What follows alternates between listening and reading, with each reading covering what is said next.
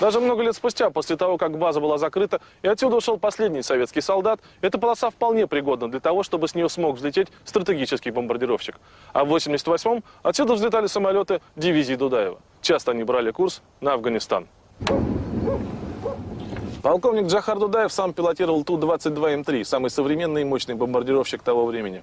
На исходе войны удары советской авиации были особенно жестоки, так называемые ковровые бомбардировки. Никогда и нигде после службы в советской армии Дудаев не признавался, что бомбил Афганистан.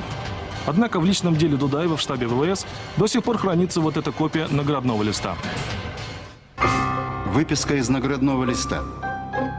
Полковник Дудаев Джохар Мусаевич с 88 по 89 год принял активное участие в разработке боевых операций по нанесению бомбовых ударов по объектам мятежников и внедрении новых тактических приемов ведения боевых действий в условиях гористой местности Республики Афганистан.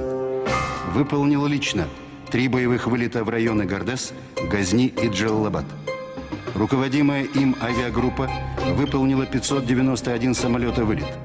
По штабам Исламского комитета мятежников, живой силе и другим объектам было сброшено 1163 тонных и 56 полуторатонных авиационных бомб. За мужество и героизм, умелое руководство оперативной группой, Дудаев Джохар Мусаевич достоин награждения орденом Красного Знамени.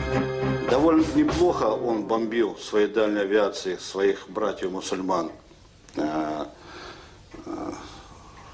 В Афганистане? в Афганистане. Но при этом говорят, что сам не летал, правда или нет? Сам летал, сам летал. Это гарантированно? Ну что гарантированно, я с ним встречался, там, гарантированно. Он по моей наводке бил.